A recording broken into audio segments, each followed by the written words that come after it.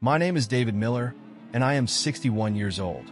What I am about to tell you happened a few years ago when I was still working as a park ranger at Whispering Valley National Forest in northern Wisconsin. I was not new to the job. I had been patrolling the trails and keeping an eye on lost hikers for over 2 decades. This was not the kind of work you did for money. It was something you did out of love for the outdoors and the peace it brought. My friends often joke that I should have been born a century earlier, out there trapping and exploring like the old mountain men. Whispering Valley was an immense expanse of towering evergreens, crystal clear lakes, and rugged terrain. It attracted thousands of visitors each year, ranging from casual day trippers to hardcore backpackers eager to test their mettle against nature. Over the years, I had seen it all: lost children, injured hikers, and even the occasional bear encounter. But nothing could have prepared me for what happened that autumn. It began innocently enough. Late September brought a chill to the air and painted the forest in a breathtaking palette of reds, oranges, and golds. Tourists flooded the park to admire the spectacle, and we rangers stayed busy ensuring everyone followed the rules and remained safe. My partner, Emma Scott, and I had just wrapped up our morning briefing when the first report of the day came in. David, Emma, our supervisor, Paul Bennett, called out as we were heading to our patrol vehicles. "We've got a missing hiker reported near Willow Creek. His family says he went out yesterday afternoon and never returned to the campsite. Can you two check it out?" It was not an unusual request. Hikers occasionally got turned around or decided to camp out for an extra night without letting anyone know. Emma and I set out, expecting this to be a routine search and rescue operation. We found the missing hiker, Mark Harper, about 3 miles off the main trail. He was dehydrated and a bit scratched up, but otherwise okay. What struck me as strange was his insistence that he had been chased off the trail by something he could not quite describe. "It was big, David," Mark said, his eyes wide and his voice shaking. "Bigger than any bear I've ever seen. And fast. My God, it was so fast." I chalked it up to dehydration and fear playing tricks on his mind. We got him back to his family and assumed that was the end of it. But it turned out to be just the beginning. Over the next few weeks, there was an unusual spike in reports of missing people. It is not unheard of for folks to get lost or injured in the woods. Sometimes they wander off the trails, thinking they are invincible. But this was different. The disappearances did not add up, and the unease in the community was palpable. I remember joking to Emma one crisp October morning. Maybe Bigfoot finally decided a vacation in Wisconsin. But deep down I was troubled. Something felt off in the forest I had called home for so many years. Everything came to a head on a brisk late October day. The air was sharp and cold, and the leaves were ablaze with fiery hues of red and orange. Emma and I were scheduled to meet up for a routine trail check. We always split up to cover more ground quickly. That day, I was assigned to the northern part of the forest, an area rarely visited by tourists. But Emma never showed up at our usual meeting spot. I waited for a good hour, thinking Sarah might have gotten caught up with something. I tried calling her on the radio, but there was no response. So, I figured I would start without her. She was probably fine, I told myself. Maybe helping a lost hiker or dealing with some minor emergency. I was about 2 hours into my patrol when I noticed something strange. There was a smell. Something putrid and metallic, like rusted iron mixed with decaying leaves. My first thought was that an animal had died nearby, but the forest usually takes care of that on its own. This smell was different, almost unnatural. Curiosity got the better of me, and I decided to follow the scent. After all, it was part of my job to check for anything unusual. I came upon a small clearing, and that is where I saw it. Sarah's ranger hat lay on the ground, covered in what looked like blood. My heart dropped into my stomach. There was no sign of Sarah, just the hat and a few scattered tools she usually carried. This was not a simple case of someone getting lost. Something bad had happened. I radioed for backup, but the response was crackly and filled with static. Vance Trail need was all I could make out. I had no choice but to investigate further. A sense of dread crept over me, but I pushed it aside. Sarah was out there, and she needed help. I followed a faint trail of blood leading deeper into the woods. My mind raced through 100 different scenarios, none of them good. The trail led me to an old, rundown cabin. I knew about this place. It had been abandoned for years and left to rot. No one ever came out here, not even the most adventurous hikers. The door was ajar, and inside it was dark, the kind of darkness that seems to swallow daylight. I called out for Sarah, but there was no response. I stepped inside, and the smell hit me like a wall. It was stronger here, almost suffocating. That is when I saw it. In the dim light filtering through the broken windows, I could make out a figure slumped in the corner. It was Sarah. Her body was mangled, almost unrecognizable, with deep gashes all over her. I felt a wave of nausea, but forced it down. I had to stay focused. Before I could process what I was seeing, I heard a noise from behind me. I turned around, and there it was, the creature. It was tall, easily over 7 feet, with long limbs and pale, almost translucent skin. Its eyes were the most unsettling part, black and void-like, as if looking into nothingness. It did not move at first, just stood there staring at me. I reached for my sidearm, but the creature lunged before I could draw it. The next few moments were a blur of terror and adrenaline. The thing was unnaturally quick. It swiped at me with claws that seemed to extend from its fingers, tearing through my jacket and into my flesh. Somehow, I managed to land a hit on its arm with my flashlight. It let out a sound that was more of a hiss than a scream and recoiled, giving me just enough time to scramble out of the cabin and into the woods. I did not look back, just ran as fast as I could, blood dripping from my wounds and adrenaline pumping through my veins. I do not know how far or how long I ran, but eventually I collapsed from exhaustion and blood loss. When I woke up, I was in a hospital bed. They told me a couple of hikers had found me unconscious near one of the main trails and brought me in. My wounds were severe, but I was lucky to be alive. The official report said Sarah was attacked by a bear, but I knew better. I told them what I saw, but they dismissed it as shock and trauma. Who would believe a story like mine? A 7-foot-tall creature in the woods? It sounded insane, even to me. I could not go back to the forest after that. I took a desk job with the State Parks Department in Madison, far from the trees and the memories. But I never forgot. Sometimes, in the quiet of the night, I think about Sarah and that creature. I know it is still out there. They never found any more bodies after that, and the disappearances stopped. Maybe it moved on, or maybe it is just waiting. I do not know. All I know is that I will never set foot in those woods again. The cabin was eventually torn down, and life in the nearby towns returned to normal, or as normal as it could be. People moved on, but I could not shake the feeling that we had not seen the last of it. That creature, whatever it was, left a mark on me, a reminder of the things that lurk in the dark corners of our world.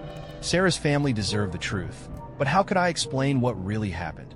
They held a small memorial for her, and I attended, feeling like a fraud for not being able to save her. Her husband, Mark, looked at me with eyes full of questions I could not answer. Their 2 teenage kids, Hannah and Jake, stood silently by their father's side, their faces a mixture of grief and confusion. I tried to go back to my life, but the nightmares followed me. I would wake up in a cold sweat, reliving that moment in the cabin. I started seeing a therapist, Dr. Amelia Chun, but even she seemed at a loss when I described the creature. Maybe it was a manifestation of your trauma, she suggested. But I knew what I saw was real. Months passed, and I settled into my new routine in Lansing. The desk job was mind-numbingly boring compared to my days as a ranger, but it was safe. No unexplained creatures, no life-or-death situations, just paperwork and meetings. I thought I was starting to move on, to put the horror behind me. Then one night in late March, I got a call from another ranger, Marcus Johnson. He was an old friend, and one of the few people who did not treat me like I was crazy after what happened. Marcus was now stationed at Whispering Valley, taking over my old position. David, he said, his voice tense. Something's happening here. A hiker's gone missing in the same area where you found Sarah. The search party found strange markings on the trees, and there's this smell like iron and decay. I felt my blood run cold. I knew then that it was back, or maybe it had never left. I told Marcus to be careful and hung up the phone, my heart heavy with dread. I knew I could not stay away any longer. I owed it to Sarah, to the missing hiker, and to everyone who set foot in those woods. Against my better judgment, I packed my gear, including a gun this time, and headed back to Whispering Valley. As I drove through the night, I could not shake the feeling that this was a terrible idea. But I had to do it. I had to face it, whatever it was. I met up with Marcus at the ranger station just as dawn was breaking. The familiar smell of pine and damp earth brought back a flood of memories, both good and bad. Marcus filled me in on the details of the missing hiker, a 28-year-old woman named Allison Cooper, last seen 2 days ago near Willow Creek. We set out to search the northern part of the forest, the area where I had my encounter months before. It was eerily quiet, the kind of silence that makes your skin crawl. We reached the clearing where I had found Sarah's hat, and that is when we saw it. The creature was there, standing in the shadows of the trees, watching us. Marcus raised his gun, but I knew it would not be that easy. The creature moved with a speed that defied logic, and before I could react, it was upon us. Marcus fired, but the bullet seemed to have little effect. The creature slashed at him with its long, razor-sharp claws, and he went down with a scream. I aimed my gun and fired, hitting it in the chest. It staggered back, and I took the opportunity to grab Marcus and run. We did not stop until we reached the main trail, where a group of early morning hikers found us and called for help. Marcus was in bad shape, but he survived. The creature had disappeared into the woods, leaving us with more questions than answers. The official report once again blamed a bear. But I knew the truth. This time I could not stay silent. I wrote down everything I remembered, every detail of both encounters, and sent it to the local paper, the Whispering Valley Gazette. To my surprise, they published my story. It caused quite a stir in the community. Some people believed me, sharing their own strange experiences in the forest. Others dismissed it as the ravings of a traumatized man. But it did not matter. What mattered was that the truth was out there. The forest was no longer just a place of beauty and peace. It held secrets, dark and terrible, that needed to be exposed. I never went back to being a park ranger. The memories were too painful, the fear too real. But I found a new purpose. I started a support group for people who had experienced unexplained phenomena in the wilderness. We met twice a month in a small community center in Lansing. At first, it was just a handful of us. Me, Marcus once he recovered, and a few others who had read my story and reached out. But as word spread, our numbers grew. There was Lisa, a wildlife photographer who swore she had seen something matching my description in the forests of northern Minnesota, and a retired geologist who had encountered strange, inexplicable phenomena during his expeditions in remote areas. Each story was different, but they all shared a common thread, the feeling that there was something out there, something beyond our understanding. I also started giving talks at local schools and community centers. Not about the creature specifically. I could not bring myself to scare kids with tales of monsters, but about wilderness safety and the importance of respecting nature. As the years passed, the memories of that night in the cabin never faded, but they became easier to bear. I found solace in helping others, and in knowing that I had done what I could to warn people about the dangers lurking in the wild places of the world. To this day, I still wonder what that creature was and where it came from. Was it some kind of undiscovered species, a government experiment gone wrong, or something even more inexplicable? I do not have the answers, and maybe I never will. But I do know this. The world is vast, and there are mysteries that defy explanation. My experience changed me forever. Opened my eyes to a reality I never knew existed. And while I can never go back to the person I was before, I found a way to move forward, to use my experience to help others, and maybe, just maybe, to make a difference. In Lansing, looking out at the city lights, I can't help but think of Whispering Pines. The forest is still there, still beautiful, still drawing visitors from all over. But now, when the wind blows through the trees, carrying the scent of pine and earth, I imagine I can hear something else. A whisper, a warning, reminder that in the depths of the wilderness, there are secrets best left undiscovered. Yet, part of me knows that as long as that creature is out there, as long as there's a chance it might hurt someone else, I'll never truly be at peace. So, I keep telling my story, keep helping those who've had similar experiences, and keep hoping that someday we'll understand what's really out there in the shadows of the forest. Until then, I'll be here, ready to listen, ready to help, and always watching the trees. My name is Ronald Patterson, and at 70 years old, I've seen my fair share of the world. For the past 15 years, I've been working as a park ranger, a job that's allowed me to embrace my lifelong love for the great outdoors. Growing up in a small town nestled in the Blue Ridge Mountains of North Carolina, I spent my childhood exploring the forests and streams that surrounded my home. Now, I find myself stationed in the stunning Hocking Hills region of Ohio, a place of breathtaking beauty, and, as I've come to learn, deep mystery.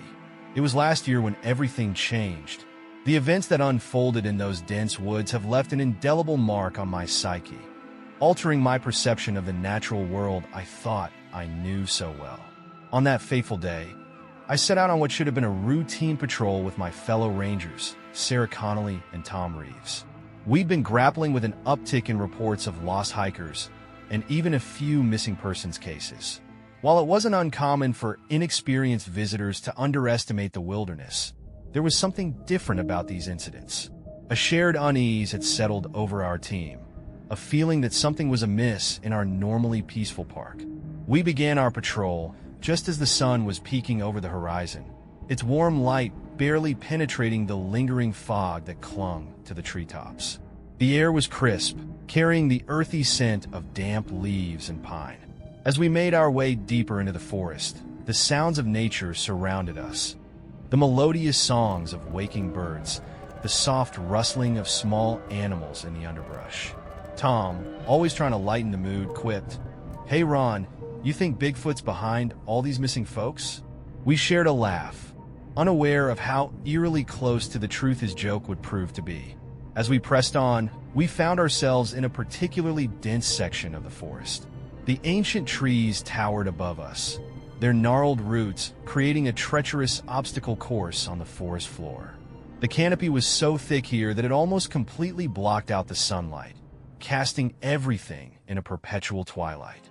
Despite having a map of the area, it was clear this part of the woods hadn't been thoroughly explored or documented.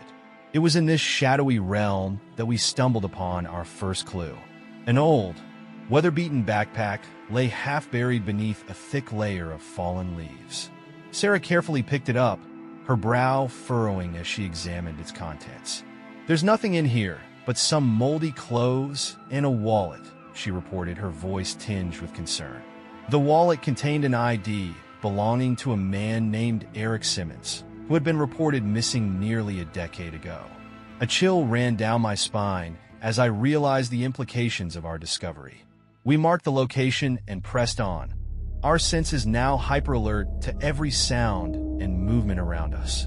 After what felt like hours of trekking through increasingly wild terrain, we came across an abandoned campsite. It looked as though it hadn't been touched in years. A fire pit filled with long cold ashes, rusted cooking utensils scattered about, and the tattered remains of what had once been a tent. The scene before us seemed frozen in time, preserved in the perpetual gloom of the deep woods. "This is starting to feel like something out of a horror movie," Tom muttered under his breath. None of us could disagree with his assessment. As we were about to move on, Sarah called us over. She had found a notebook, its pages warped and stained by years of exposure to the elements. With gloved hands, I carefully opened it, struggling to decipher the faded and often illegible writing. Most of the entries were indecipherable, but a few stood out with chilling clarity. Eric had written about seeing something in the woods, a tall, thin figure with impossibly long limbs and eyes that seemed to glow in the darkness. He described hearing strange noises at night, like whispers carried on the wind, always just on the edge of comprehension. The last few entries became increasingly frantic and disjointed, painting a picture of a man whose grip on reality was slowly unraveling. The entries in the notebook became more frantic and disjointed, painting the picture of a man whose grip on reality was slowly unraveling. Eric described hearing strange noises at night, whispers carried on the wind, always just at the edge of comprehension. He spoke of seeing something in the woods, a tall, thin figure with impossibly long limbs and eyes that seemed to glow in the darkness. Realizing the implications of what we'd found, we decided it was time to head back to the ranger station and regroup. On our return journey, we encountered more unsettling evidence. Scraps of clothing caught on branches, a broken watch lying face down in the mud, and most disturbingly, what appeared to be fragments of bones scattered among the leaf litter. While we couldn't be certain they were human remains, the possibility was enough to set our nerves on edge.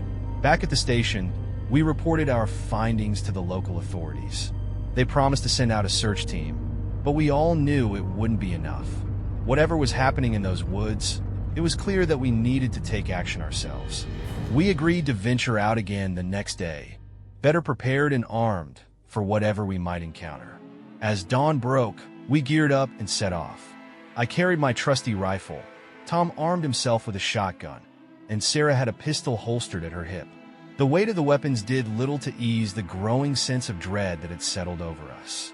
Retracing our steps from the previous day, we made our way deeper into the forest. The woods felt different now, more menacing. The usual chorus of bird songs and rustling leaves was absent, replaced by an oppressive silence that seemed to swallow up every sound we made. When we reached the abandoned campsite once again, we decided to split up, each taking a different direction to cover more ground. In hindsight, this was a decision we would come to regret. I headed east, pushing deeper into the uncharted areas of the forest. The trees here grew so close together that I often had to turn sideways to squeeze between their massive trunks. The air was thick, heavy with an earthy, almost primordial scent that clogged my nostrils. I'm not sure how long I had been walking when I first caught sight of it. At first, I thought it was just a trick of the light filtering through the leaves, a tall, impossibly thin figure standing motionless among the trees. But then it moved with a speed that defied belief, almost too fast for my eyes to track. My heart pounded. I called out over the radio, "Sarah, Tom, are you seeing this?" But all I received in return was static. Against my better judgment, I decided to follow the figure, rifle at the ready. It led me to a small clearing, and that's when I saw it up close for the first time. The creature, for I could no longer pretend it was anything else, was vaguely humanoid in shape, but unmistakably alien. Its skin was a sickly pale color, almost translucent, stretched tight over an impossibly thin frame. But it was the eyes that truly chilled me, glowing with an unnatural, otherworldly light. Where a face should have been, there was only a smooth, featureless surface, broken only by those terrible glowing eyes. Before I could even raise my rifle, it lunged at me with inhuman speed. The impact knocked the wind from my lungs and sent me sprawling to the forest floor. I scrambled to my feet, firing wildly as the creature darted around the clearing. My shots seemed to have little effect. Where they connected, instead of blood, a thick black ichor oozed from the wounds. The battle that ensued felt like it lasted an eternity. I emptied my rifle, reloaded, and fired again and again. The creature was relentless, its attacks growing more frenzied with each passing moment. Just when I thought my strength would give out, it suddenly retreated, melting back into the shadows of the forest as quickly as it had appeared. Battered, bruised, and gasping for breath, I radioed Sarah and Tom, telling them to meet me back at the campsite. When we regrouped, I recounted my harrowing encounter. Tom was skeptical at first, but the genuine fear in my voice and my obvious injuries were enough to convince him. Sarah, who had always been more open to the unexplained, believed me without question. We made our way back to the ranger station, our minds reeling from the implications of what had happened. We knew we couldn't leave that creature out there, especially if it was responsible for the missing hikers. But we also knew we were ill-equipped to handle such a threat on our own. That night, sleep eluded us. We sat around the table at the station, poring over maps and debating our options. Tom suggested calling for reinforcements from other parks or even the military, but we knew that would take too long. In the end, we decided to go back out at first light, this time with a plan to trap the creature. As dawn broke, we set out again, our gear supplemented with hastily constructed traps and bait. We returned to the area where I had encountered the creature and set up our snares, then settled into wait. Hours passed with no sign of our quarry. Just as we were about to give up, we heard it, a low, guttural sound that was part growl, part something entirely inhuman. The creature appeared at the edge of the clearing, those eerie glowing eyes fixed upon us with what I can only describe as malevolent intelligence. We stood our ground, weapons at the ready, as it began to move toward our traps. For a moment, I dared to hope that our plan would work. But the creature was far more cunning than we had given it credit for. It nimbly avoided our traps and came straight for us with frightening speed. We opened fire. The sound of our weapons was deafening in the quiet of the forest. Our bullets seemed to slow it down, but not stop it entirely. It reached Tom first. Its elongated fingers slashed at him with razor-sharp precision, and he went down with a scream of agony. Sarah and I continued firing, desperately trying to drive it away from our fallen comrade. The creature turned its attention to Sarah next, knocking her to the ground with a sweeping blow.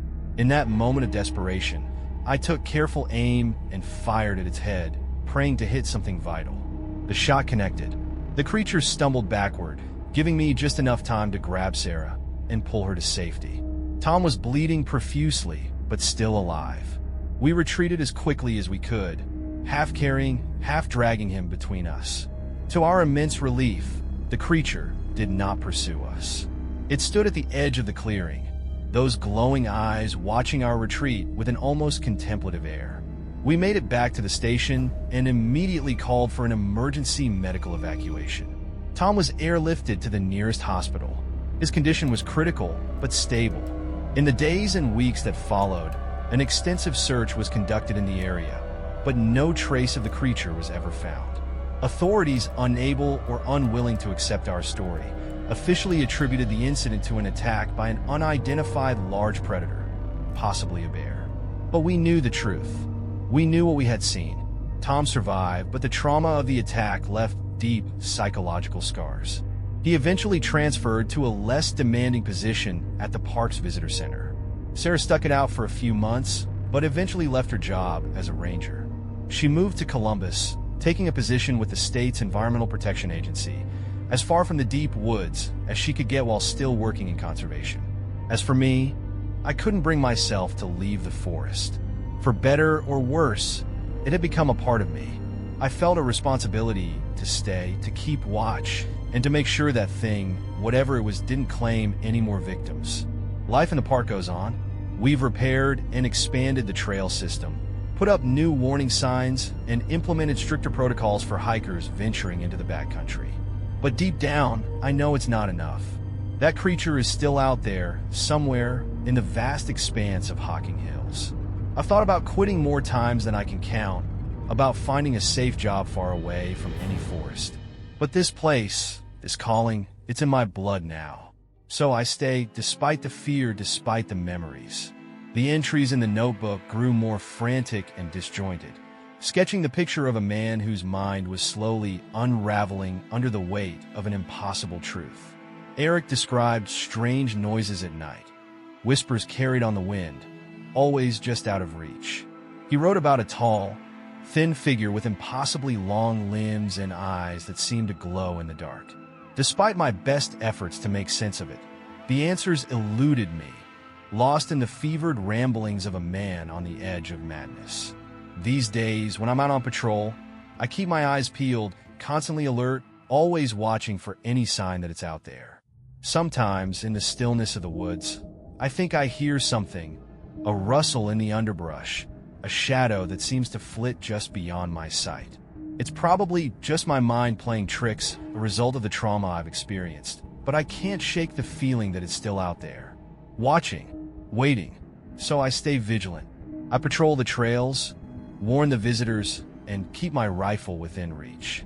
Because I know, deep in the heart of these ancient woods, where the sun can barely break through the thick canopy, something is waiting. Something with glowing eyes and an insatiable hunger.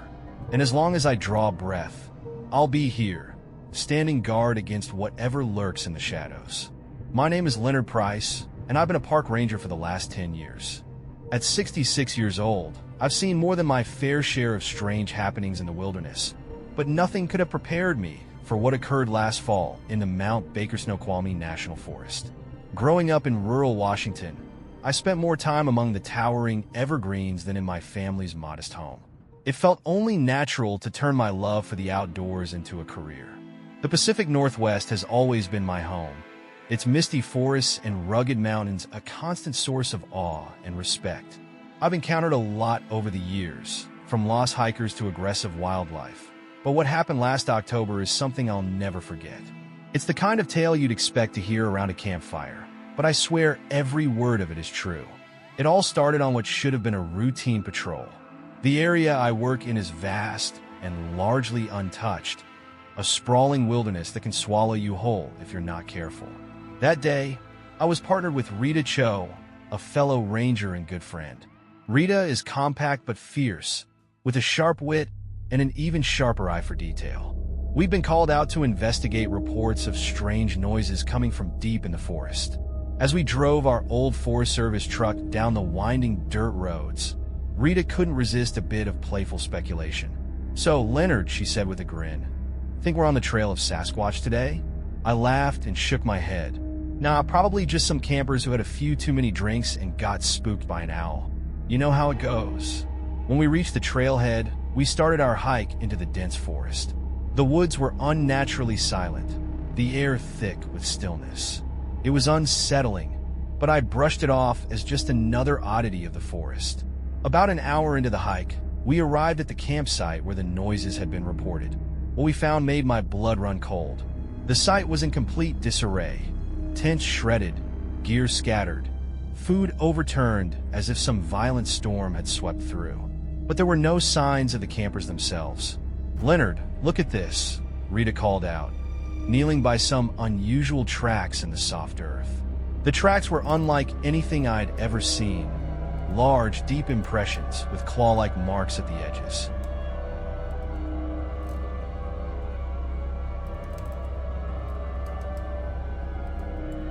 "These aren't bear tracks," I muttered, crouching down for a closer look. "Too big, and the stride's wrong. It's almost like whatever made these was walking on two legs." Reluctantly, we decided to follow the tracks. It wasn't curiosity driving us anymore. It was duty. The path led us deeper into the forest, where the trees grew so densely that little sunlight pierced through. The air grew colder, and an uneasy feeling settled in my stomach. "Leonard," Rita whispered, her voice tight with apprehension, "do you ever get the feeling we're being watched?" I nodded, grimly aware of the same feeling gnawing at me. "Yeah, I'm feeling it too." The forest seemed to close in on us, shadows shifting at the edges of our vision. But we pushed on, determined to uncover what was going on. The tracks led us to a small clearing, and what we found there made my skin crawl. There were more tracks, many more, and in the center of the clearing, a large mound of earth had been disturbed, as though something had been buried and then dug up again. "We need to call this in," I said, my voice tight with urgency. Rita nodded, her usual cheerful demeanor replaced with grim determination. "Agreed. This is way above our pay grade." But just as we turned to leave, a noise stopped us in our tracks. It was low, guttural, almost like a growl, but unlike anything I'd ever heard before. We froze, listening intently. Then the sound came again, closer this time. Rita reached for her radio to call for backup, but before she could speak, something exploded from the trees. The creature that emerged was like nothing I could have imagined. It stood at least 7 feet tall, its posture hunched with long, gangly limbs. Its skin was sickly pale, stretched tight over its bones. But it was its eyes, those glowing yellow eyes, that truly haunted me. The creature moved with an eerie grace, gliding toward us with unnatural speed. For a moment, we were paralyzed with fear, then instinct kicked in. "Run!" I shouted, and we bolted, making a mad dash back down the trail. We didn't stop until we reached the truck, our lungs burning, hearts pounding. We radioed in our report as we sped back to headquarters, but by the time backup arrived, there was no trace of the creature. The tracks were gone, and the campsite looked just as we'd left it. No sign of the horror we'd witnessed. Our supervisor, Marcus Blackwood, listened to our story with evident skepticism. "You two sure you didn't just spook each other out there?" he asked, more mocking than concerned. "Marcus, We know what we saw, Rita insisted, her voice firm despite her exhaustion. That thing is out there. Well, until we have more than a wild story and some weird tracks, there's not much we can do, Marcus replied with a shrug. But I'll keep this on record, just in case. Days passed, and things seemed to return to normal. But Rita and I couldn't shake the memory of what we'd seen. We kept a watchful eye during our patrols, half expecting the creature to appear again at any moment. Then a couple of weeks later, a hiker went missing. Her name was Sophia Chun, an experienced backpacker who had been hiking alone in the same area where we'd encountered the creature. Search teams were dispatched, but no trace of her was ever found. We joined the search, hoping against hope that we wouldn't find more of those unnatural tracks. As we combed through the dense undergrowth, I couldn't shake the eerie sensation that we were being watched again. The hairs on the back of my neck stood on end, and every snapping twig or rustling leaf made me jump, my pulse quickening with each sound. "Leonard, over here!" Rita's voice broke through my unease. I hurried over to where she was standing near a rocky outcropping. There, half buried in dirt and leaves, was a torn piece of fabric. It matched the shirt Sophia had been wearing when she disappeared. We radioed in our discovery, and the search intensified in the area. Hours passed with no further signs, and as the sun began to dip below the horizon, the team leader decided to call it a day and regroup in the morning. But Rita and I weren't ready to give up just yet. We set up a small camp, determined to continue the search at first light. As night fell, the forest seemed to come alive with sounds, twigs snapping, leaves rustling, and occasionally a distant cry that could have been an animal or something far worse. "Remember that horror movie we watched last month?" Rita asked, trying to lighten the mood. "The one where the campers get picked off one by one?" I forced a chuckle, though my unease was growing. "Yeah, let's not go there. This is real life, Rita. We'll be fine." We settled in for the night, taking turns on watch. The forest around us seemed to grow darker, more oppressive as the hours passed. Around midnight, I heard it again, the low, guttural sound we'd heard in the clearing earlier. My heart began to pound in my chest as the night air grew thick with tension. "Rita," I whispered, my voice barely audible. "It's back." We grabbed our flashlights, our hands shaking as we aimed them into the dense woods. At first, there was nothing but shadows and darkness, but then, just at the edge of the light, we saw it. The creature was standing perfectly still, watching us with those glowing yellow eyes that burned into our very souls. "Rita, get the flare gun," I said, my voice tight with fear. She fumbled through her pack, pulling out the flare gun with trembling hands. A flash of red light shot into the sky, casting an eerie glow over the surrounding forest. The creature hissed, retreating into the shadows. "We need to move now," Rita said, grabbing our gear. We didn't bother packing up the camp. We took only what we could carry and started heading back toward the truck. The forest seemed to close in on us, every sound magnified in the darkness. We could hear the creature following, keeping just out of sight, its presence like a shadow looming behind us. Finally, we broke through the trees and saw the truck ahead. Relief surged through me, but it was short-lived. The creature lunged out of the darkness, knocking Rita to the ground. She screamed, desperately trying to push it off as it raked its claws across her. "Rita!" I yelled, pulling my hunting knife from my belt. I ran toward the creature, slashing at it with the blade. It turned on me, its yellow eyes blazing with fury. I felt a sharp, searing pain as its claws raked across my chest, but I didn't stop. I kept slashing, finally driving the knife deep into its side. The creature let out an awful screech and fled into the woods, leaving a trail of dark, viscous blood behind. I collapsed next to Rita, panting and bleeding. "You okay?" I asked, my voice shaky with adrenaline. "I've been better," she said with a weak laugh. "Let's just get out of here." We managed to get to the truck and drove back to the ranger station, our bodies sore and bruised. We were treated for our injuries, and this time, the higher-ups couldn't dismiss our story. A search team was dispatched the next day, but the creature was gone. All they found were more strange tracks and the remains of Sophia Chun, half buried near the clearing where we'd first encountered the creature. The official report called it an animal attack, but Rita and I knew the truth. We never spoke of it to anyone, but among ourselves, we called it the Wendigo, a creature from Native American folklore that preys on humans. Life went on, but things were never quite the same.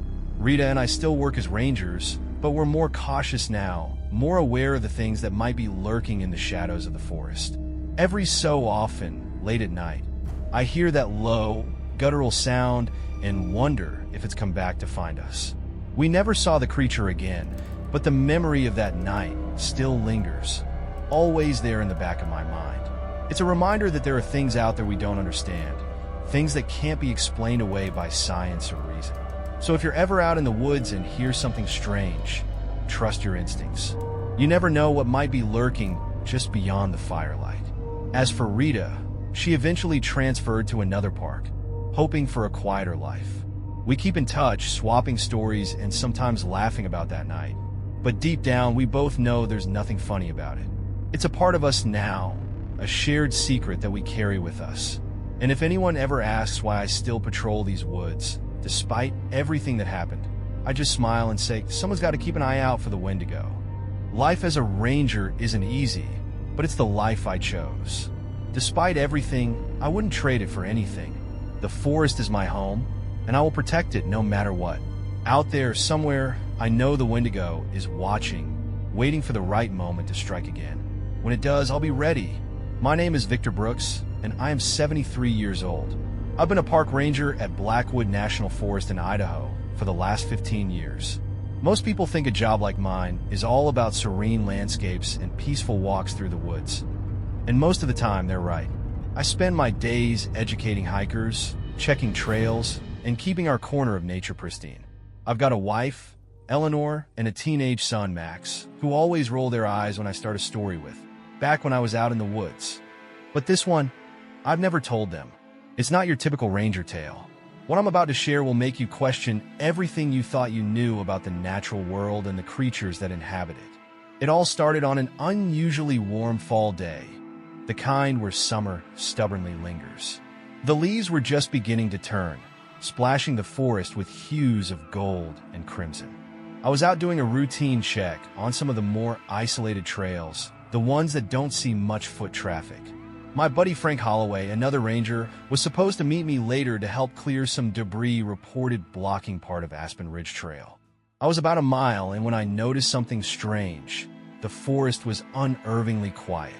Normally, you'd hear the rustling of squirrels, the chirping of birds, even the occasional rustle of a deer.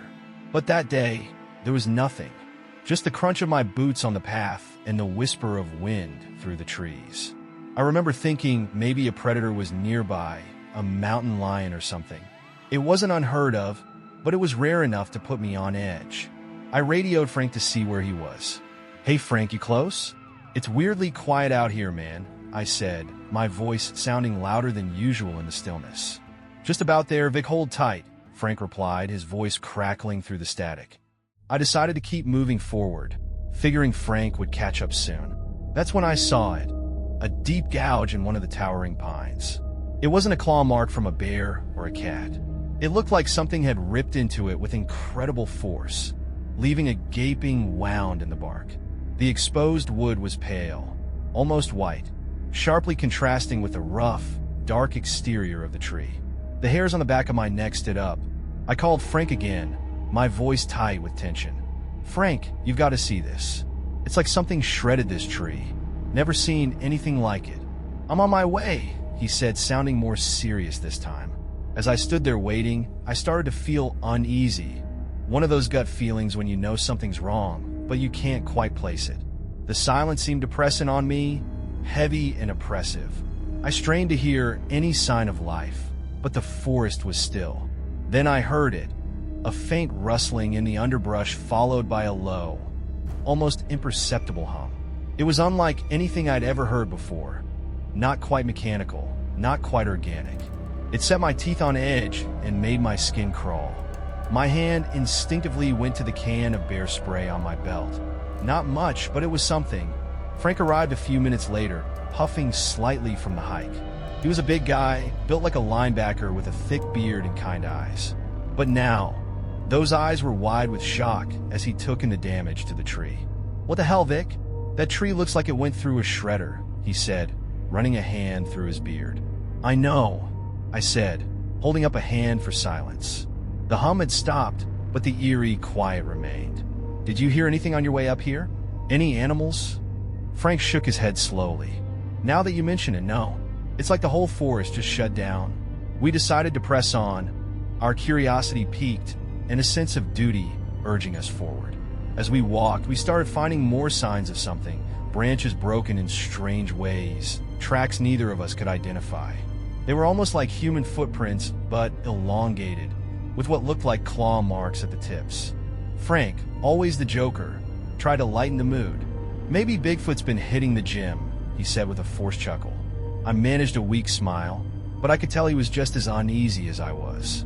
There was something fundamentally wrong about all of this. In all my years as a ranger, I had never seen anything like it. We walked for another half hour, the trail becoming less distinct. The trees seemed to press in closer, their branches reaching out like gnarled fingers.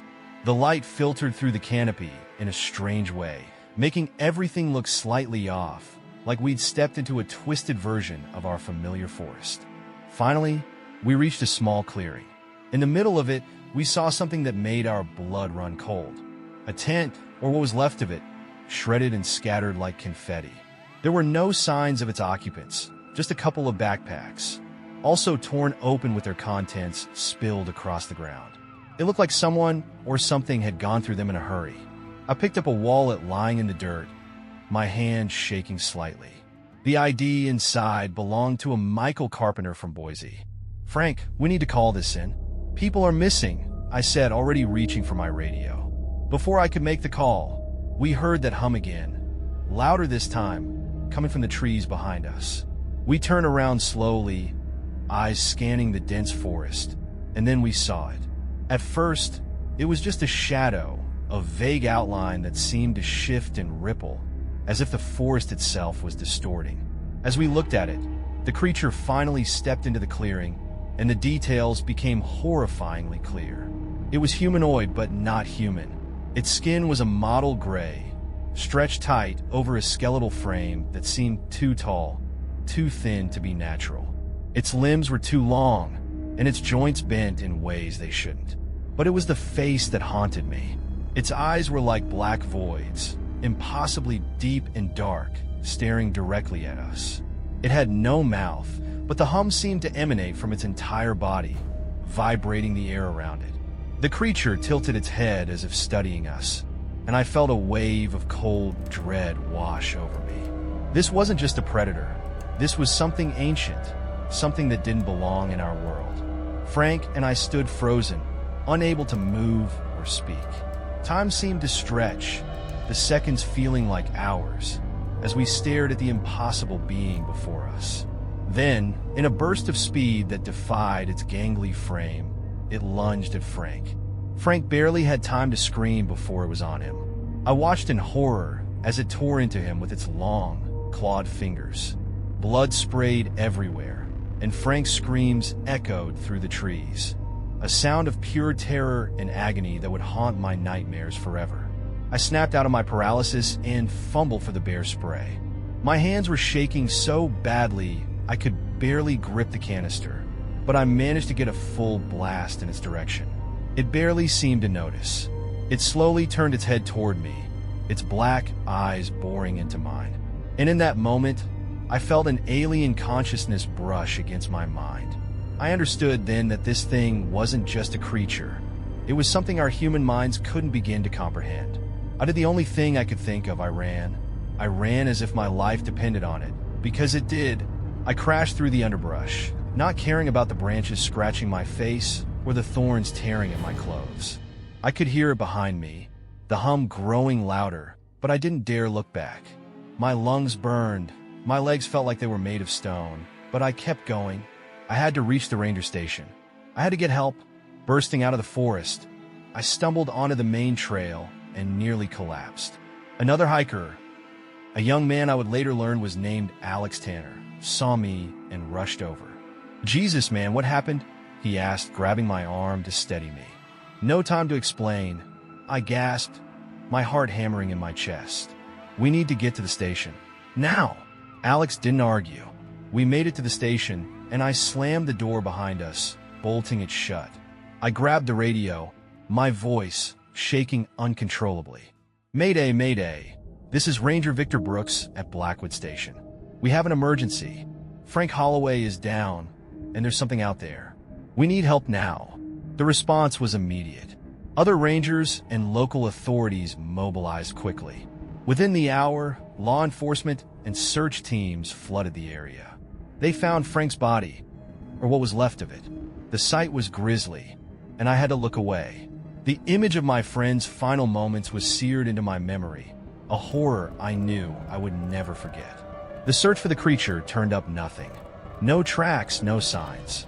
It was as if it had vanished into thin air. The forest, which had been so eerily silent, seemed to come back to life as the sun set. The usual sounds of nature returned, as if nothing had happened. I gave my statement, recounting everything I had seen, but I could tell by the looks on their faces that they were skeptical. I couldn't blame them. If I hadn't seen it myself, I wouldn't have believed it either. They chalked Frank's death up to a bear attack, despite the lack of evidence to support it. No one wanted to consider the possibility of something truly unknown lurking in the forest. I took a leave of absence after that, spending time with Eleanor and Max, trying to process what had happened. I didn't sleep for weeks, haunted by the image of that creature and Frank's final moments. Every time I closed my eyes, I saw those black voids staring back at me, and I felt that alien touch on my mind. Eventually, the forest called me back. It's my home, my sanctuary, and I couldn't stay away forever. But now, I'm more cautious. I stick to the well-traveled paths, and I never go out there alone. I've tried to forget, to move on, but some things you just can't shake. And sometimes, late at night, when the world is quiet and I'm alone with my thoughts, I think I hear that hum again, faint and distant, reminding me that some things are better left unexplored. Life goes on, and the forest remains. But I'm not the same man I was. I've seen something that defies explanation, something that makes me question everything I thought I knew about the world. And perhaps the scariest part of it all is knowing that there are things out there, lurking in the shadows, waiting for the right moment to strike. We may never understand them, but my story doesn't end there. No, that was just the beginning. The encounter with that thing in the forest was merely the first ripple in a pond of strangeness that would soon engulf my entire life.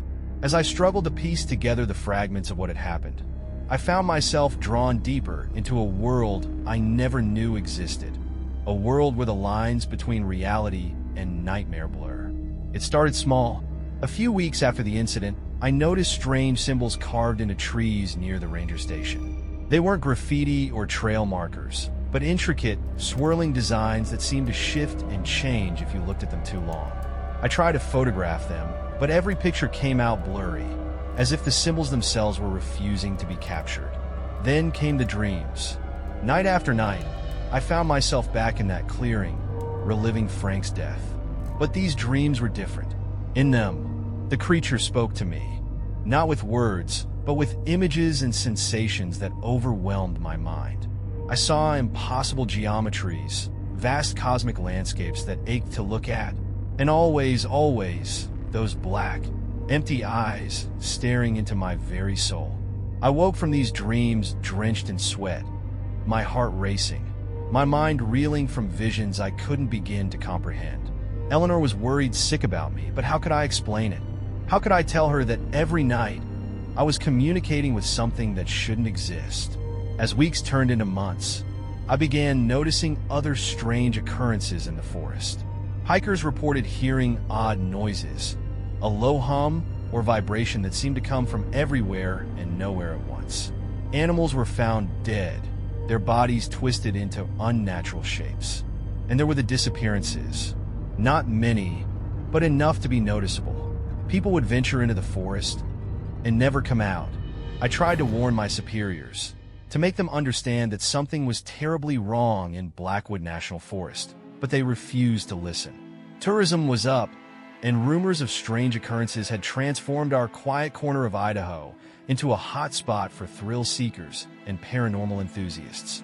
Then, about 6 months after my encounter, I met someone who would change everything. Her name was Dr. Evelyn Marsh, a cryptozoologist who had come to Blackwood to investigate the growing number of anomalies. At first, I was skeptical. I dealt with enough UFO hunters and Bigfoot chasers to last a lifetime. But there was something different about Dr. Marsh. She listened to my story without judgment, her sharp green eyes taking in every detail. "Mr. Brooks," she said when I finished recounting my experience, "what you encountered isn't unique to Blackwood. There have been similar sightings all over the world throughout history. What you saw, we call them the Pale Ones." A chill ran down my spine at the name. "What are they?" I asked, dreading the answer. Dr. Marsh's expression grew grim. "We're not entirely sure. Some believe they're interdimensional beings. Others think they're a highly evolved predator that's managed to stay hidden from humanity. What we do know is that they're dangerous, and they're becoming more active." Over the next few weeks, Dr. Marsh and I worked together. We combed through old reports, interviewed witnesses, and explored the more remote areas of the forest. We found more of those strange symbols, always in places where the veil between our world and whatever lay beyond seemed the thinnest. But it wasn't until we ventured deep into the heart of the forest, a place the local Native American tribes had long considered taboo, that we truly began to understand the scope of what we were dealing with. It was a cave hidden behind a waterfall that wasn't marked on any of our maps. The entrance was narrow, barely wide enough for a person to squeeze through, but it opened into a vast chamber that took our breath away. The walls were covered in paintings, some so old they were little more than faded smears of pigment, others so fresh the paint was still wet. They told a story, a history of encounters between humans and the Pale Ones, stretching back thousands of years. There were depictions of rituals, sacrifices made to appease these entities. And there, in the center of it all, was an image that made my blood run cold. A tall, skeletal figure with black, empty eyes. The same creature I had seen in the forest.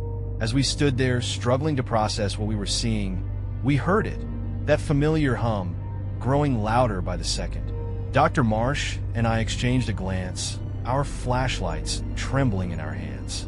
"We need to leave," I whispered, my voice barely audible. But it was too late. The hum had turned into a deafening roar, and the air itself seemed to ripple and distort. Then they appeared, not one, but dozens of the Pale Ones, materializing out of thin air. Their black eyes locked on us, their intensity freezing me to the spot. What happened next is still a blur. I remember Dr. Marsh shouting something, her voice lost in the cacophony of alien sounds.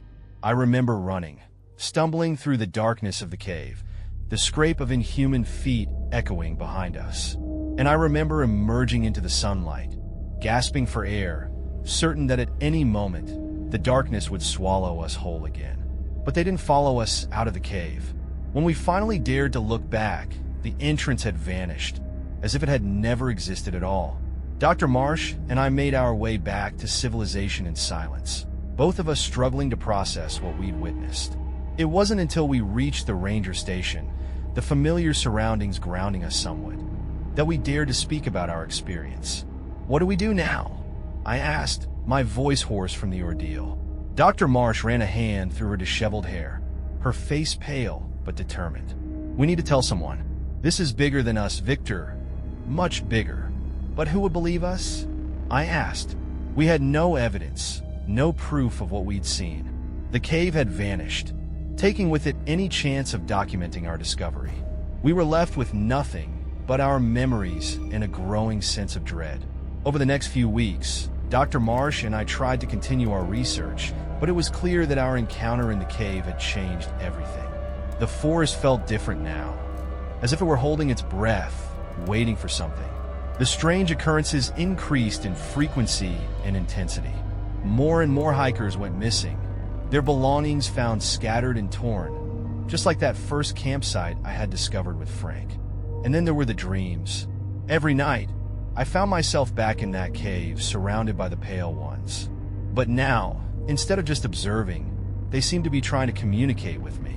Images and sensations flooded my mind. Visions of other worlds, vast cosmic entities beyond human comprehension. I saw the history of our planet from their perspective, watching as they shaped and influenced human civilization from the shadows. I woke each morning exhausted, my mind reeling from information it couldn't possibly process. Dr. Marsh was experiencing similar dreams, and we spent hours comparing notes, trying to make sense of what we were being shown. It was during one of these sessions that we had our breakthrough. We realized that the symbols we'd been seeing throughout the forest weren't just random markings. They were a language, a way of communicating across dimensions. With our newfound understanding, we began to decipher their message. What we uncovered was terrifying. The Pale Ones weren't just visiting our world. They were preparing to invade.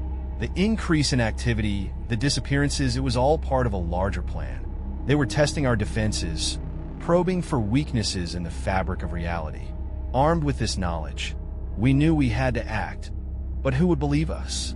We needed proof, something tangible that we could show to the authorities. So, against our better judgment, we decided to venture back into the forest, back to where it all began. We set out at dawn, our backpacks loaded with cameras, sensors, and every piece of scientific equipment Dr. Marsh could get her hands on. The forest was eerily quiet as we made our way deeper into its heart, following the trail of symbols that only we could now understand. As we approached the area where I'd first encountered the Pale One, the air began to thicken, shimmering like a heat haze. Our equipment went haywire, needles spinning, screens flickering with impossible readings. And then we heard it, that familiar hum, growing louder with each passing second. "Victor," Dr. Marsh said, her voice tight with fear, "I think we've made a terrible mistake."